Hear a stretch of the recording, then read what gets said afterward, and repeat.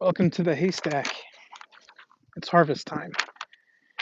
Today I want to talk about why is ancient chronology so messed up? You might ask yourself, what do you mean by that? Well, ancient Sumerian texts show their kings living for thousands of years. Our biblical text shows the patriarchs living for hundreds of years. Then when we go on to Wikipedia, we get a whole chronology of time. But when we look at written documents that are found, tablets in cuneiform, we see that a lot of these leaders that reigned at different times are having letter exchanges with each other. So, how do we make sense of that? Because the Wikipedia timeline is a lot different from the textual timeline, the archaeological evidences of what we actually find in written record. So, for example, let's start with Hammurabi. If you saw my latest video, not my latest video, but one of my latest videos, it's on the historical Terah, the father of Abraham, as being Teru of Urkesh. However, if you were to look at the chronology, it shows that Teru, the ruler of Urkesh, the only date we have for him is about 1800 BC. However, the other dates that we have for like Hammurabi, who is in talks with Teru, that takes place around 1750 BC. However, the Wikipedia Hammurabi time period shows that he ends at 1750 BC and starts in 1792 BC. However, the textual documents would place him between 1765 BC to 1722 BC, after he supposedly died, according to Wikipedia. Then we also have written record of the ancient king of Mari, Zimri-Lim, speaking with Teru. We also have Teru speaking with in textual conversation with Neferhotep. Neferhotep, the Egyptian king. But they all lived at different times, yet in the textual documents, the cuneiform records, they're writing letters to each other, even though Wikipedia says that their dates are completely different. And then that depends on whether you're going with a high chronology or a low chronology. And then you have lots of people who just mix up high and low chronology to kind of fit their narrative, which may or may not be accurate.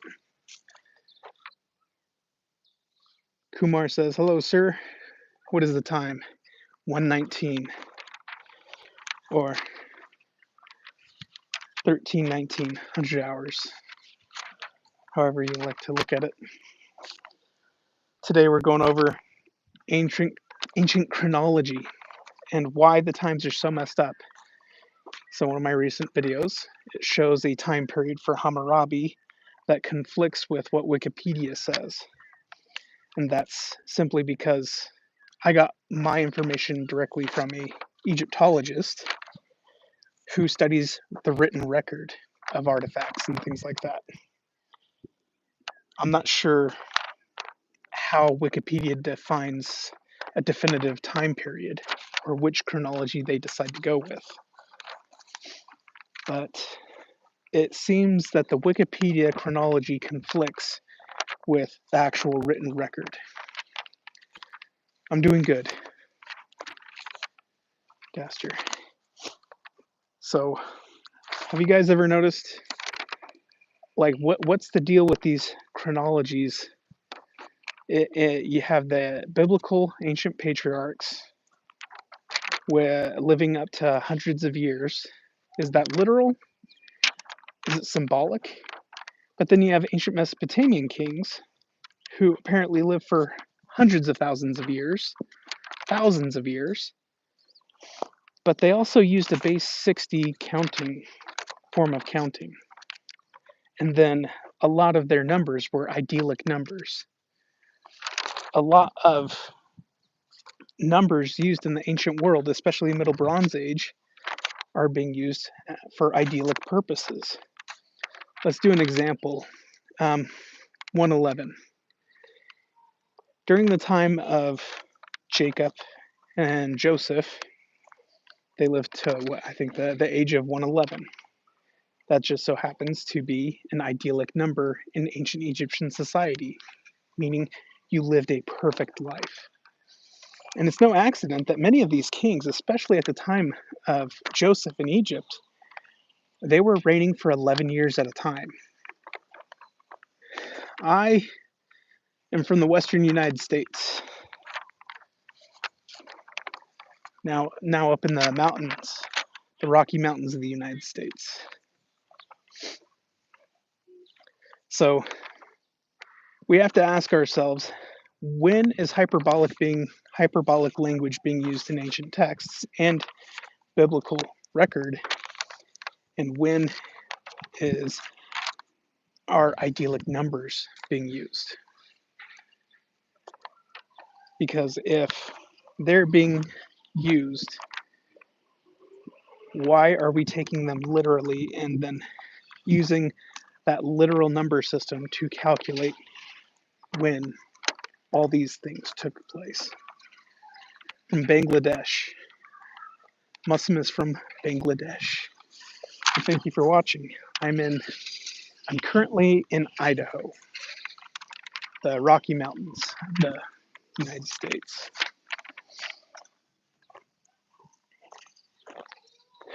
So I think when we start to recognize and find historical synchronisms, which do come up, they come up through artifacts and historical records, cuneiform tablets, even small cuneiform tablets that are just being released for, like receipts, like in the year Enmanhagalana, served as high priestess, that still gives us a definitive time frame, even for those basic receipts for like a sheep, a sacrificial sheep, a temple sheep, you know, because it helps correct our existing paradigm of time and chronology of kings in the ancient world. So I think the more we could use AI to as AI gets better, and we can use that to help translate some of these millions and millions and cuneiform texts and letters and receipts, it will help us better paint a picture of a true chronology of the ancient world. And this may be troubling for people, fundamentalists, or literalists who take scripture literally with numbers instead of contextualizing the era in which it was written and the culture in which it was written. For example, we know that Joseph in Egypt, that it was a famine was all throughout the world, right? And it was Egypt that was providing for all the world. I mean, all the known world of that time, which would be, the southern Nubian provinces and areas up in Canaan and all the way up into Mesopotamia, the Hittite country, all the way to the Tigris and Euphrates. That's the known world at that time. We don't really think all the world people from South America are coming over to Egypt for food. That's a hyperbolic language. It's hyperbolic language being used in Genesis. Even the Merneptah stela. Merneptah is in the 19th dynasty after his father, Ramesses II. It's the first stela to mention Israelites. And basically says the Israelites have no seed. They're gone. Wiped them out. Again, hyperbolic language because they obviously lived. So how often does this happen in biblical texts where the same type of language is being used? It makes people think that, oh, God is evil and angry, likes to wipe out every single person. In reality, we should probably take it a little bit more contextually. That's just my opinion. Maybe I'm a heretic for saying it. But I think it'll help us better understand what the scripture authors and ancient authors meant by what they said, when we can actually see, oh, hey, these kings are propaganda artists. Obviously they're saying something that didn't reflect the actual history. They're making it look better for themselves. Like here's something I would guess.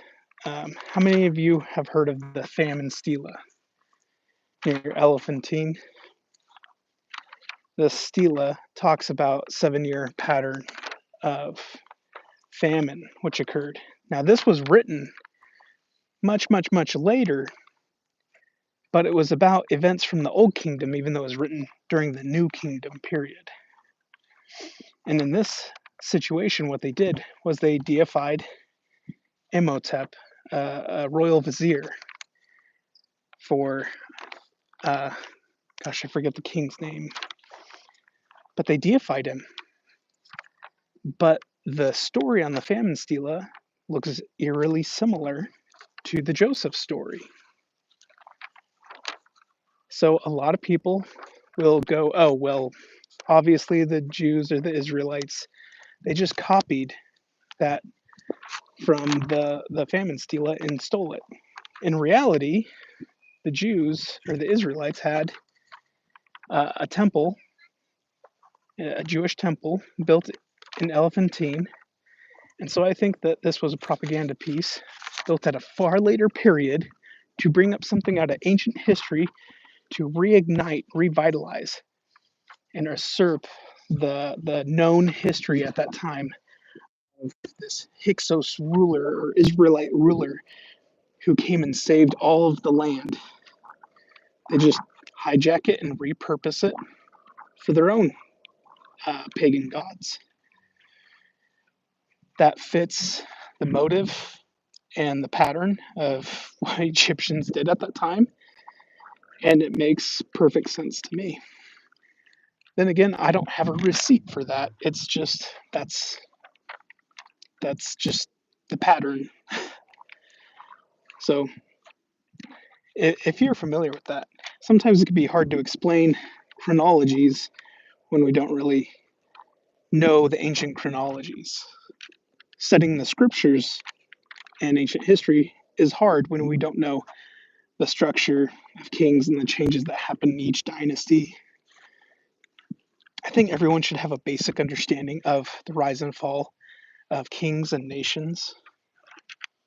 I think that would be very wise for all of us, especially when we start recognizing Genesis 14, Amraphel of Shinar, as being, oh, the only name that matches up is the Amoritic name Hammurabi, whereas we know him Hammurabi, because the Hebrew lettering in that, the Semitic spelling of that, actually looks like Amraphel. The L and added on to the end too, because the Semitic population deified Hammurabi to call him El Hammurabi or Hammurabi El. He's the Lord Hammurabi. So Amraphel of Shinar. Shinar is Sumer, Babylon. There's no other name on King's List that match that, but when we find that historically and we match it with a biblical character and the events are parallel, these congregation of different kings, you know, it gives us a good stamp. So for this would happen about the 18th century BC, where Amraphel of Shinar is. That means Genesis 14, the events of Genesis 14, when Abraham and Melchizedek both live and exist, is during the time of the reign of King Hammurabi in the 18th century BC. That's about a 200-year difference than what we traditionally have expected. To me, that's big news. That's something that's worth addressing and not ignoring, because all of our institutes and seminary things, it shows us a completely wrong time. And I think why we don't believe in sola scriptura, but we're treating things literally. Why do we not add in the evidences that are found? For instance, the church has updated their dates with the kings of Israel and Judah because we have later evidences surfaced that verifies that. We have seals of kings, and that has helped validate that. Now we're able to do that not only for the Israelite period and the Judah period and the reign of kings then, but we could also do this now for at least Genesis up to Genesis 14. In Genesis 14, we have a connection in chronology of ancient patriarchs and where these people came from, how these nations formed. I think that this can help us more accurately reconstruct the past, more accurately contextualize and recognize what the ancient authors were trying to say. Anyways, I think that's worth noting. This may be the most boring thing to anybody else. To me, it's interesting. When you start looking at chronologies, lots of people, especially in Israelite culture, this is a view taken by Dr. David A. Folk that the ancient patriarchs were more likely clans. Now, to me, I haven't really seen a reason for that except for maybe Nimrod. I tend to see Urnamu of Dynasty, Dynasty 3, around 2100. I see him as a Nimrod. But at the same time, it's in conflict with some of the text, just like how Sargon of Akkad and Naram Sin would also be candidates, but they also have conflicts with the text. So it's very difficult to recognize. I don't know how I got off on that tangent. All right, let's see. Latter-day Lion, ain't that always the case? Being propaganda artists. Yep, victors determine everything.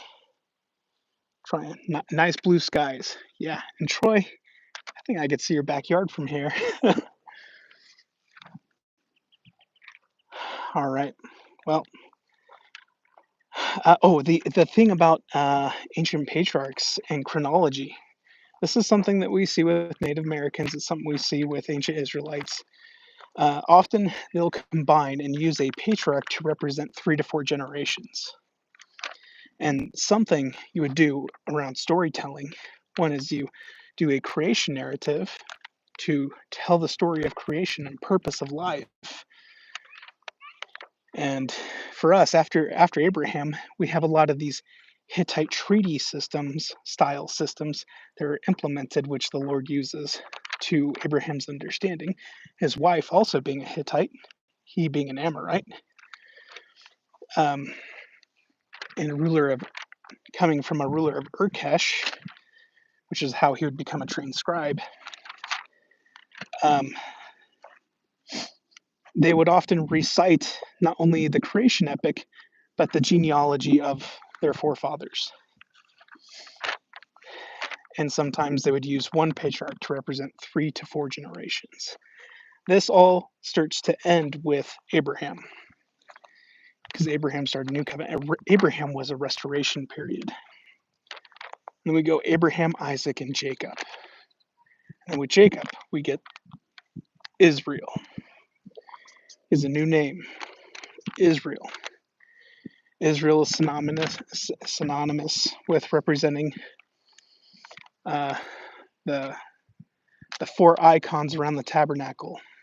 Each of the 12 tribes were given different symbols, with four of those tribes representing each cardinal direction. Then we end up getting the eagle, the man, the lion, and the bull. These represent the four cardinal directions. Now, in the Egyptian papyri from the Book of Abraham, the facsimiles, we see the four sons of Horus. It's a very similar patriarchal uh, system in which that goes to represent that. In a way, you can look at those four symbols of Israel as being reformed Egyptian of the four sons of Horus. They represent the same thing, but ultimately it represents gathering of Israel, the four quarters of earth and heaven. The four quarters of earth and heaven is used contextually and historically to represent the four different gates at cardinal directions that take you to the four parts of the world, the known ancient world at the time, which was very small. And not all roads kept going north, not all roads kept going south, east, or west. That was just the exit points. The roads could still be a north gate, but then end up going completely west. So it's to take you to a next major development or city state. So you could see how the development of these ideas and things change. A lot of atheists will use this to say that religion is made up, but this is how the Lord communicates to us, is with what we understand and what we know, and then speaks to us in that meaningful language. A Hittite covenant type language, a four quarters of the earth and gathering all in under covenant. We do this by ministry and administering of ordinances. Do this around the earth, but we also gather from the four quarters of heaven in our temples, where heaven and earth are connected. Those same four symbols that represented Israel are later brought up and mixed together to represent angels or the presence of God, or in other words, sealing powers, or it's expressing what is happening, the binding on earth and in heaven, seeing beyond, both forward and backward. It's your temple procession, it's our life procession, it's our eternity, it's our plan of salvation. It's the whole purpose we're here. It's our binding by covenant to God. Anyways, if you followed along with that, then congratulations, because that's hard to explain, especially without any kind of imagery and without people asking questions back and forth. But if you have some familiarity with that stuff, you could easily follow along, I think. Anyways, that's it for now. Take care, and there's a lot more to chronology and ancient history and the patriarchs than we realize. It's all purposeful, and I think we should really value that. In some cases, some have suggested the names of the ancient patriarchs themselves tell a story. This is why you give it in a creation epic narrative story, and then talk about your ancestors, and then expound on the story of those ancestors. Sometimes contextualize the history of your father, your grandfather, great grandfather in a known storytelling structure like the hero's journey, because that's already something established in the minds of people, and it's not being dishonest about history. It's just structuring it in a more palatable way for people to understand. what's it called? Hermeneutics. Yeah. Anyways, that's it for now. Take care, guys.